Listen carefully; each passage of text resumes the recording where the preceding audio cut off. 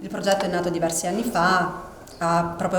si chiama Frena il Bullo, il progetto di sensibilizzazione che abbiamo portato in collaborazione con il SIAP su tutto il territorio nazionale. Oggi Fondazione Libra si concretizza come un luogo all'interno del quale chiunque sentisse la necessità o comunque il bisogno di avere un supporto o pensa di essere vittima di violenza può rivolgersi. Troverà personale altamente qualificato, lo psicologo, lo psicoterapeuta, il criminologo, l'avvocato,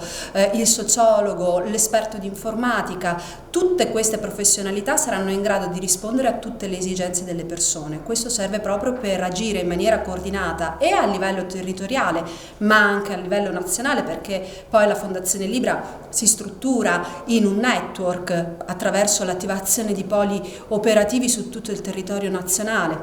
l'attivazione dei poli appunto regionali, per poter agire in maniera coordinata. Attiviamo percorsi di formazione, progetti di formazione e sensibilizzazione a partire dalle scuole dell'infanzia, quindi per i più piccoli fino alle secondarie superiori di secondo grado, progetti per gli insegnanti, progetti per i genitori. Tutto questo ci consente proprio di agire a livello coordinato, perché questo non è un problema che riguarda solo il singolo ma riguarda tutta la comunità educante ed è un problema che ha mille sfaccettature e si configura come multidisciplinare, quindi non si può agire solo sul singolo e sotto il profilo psicologico, ma bisogna proprio intervenire concretamente sotto più profili e proprio sotto più livelli, su più profili, su più livelli. Io sono orgoglioso che la Fondazione Libra nasca a Padova, che sia di Padova, perché anche questa volta noi ci distinguiamo e quindi ecco, contro il bullismo, che è una tematica nazionale, mondiale, nel senso non è soltanto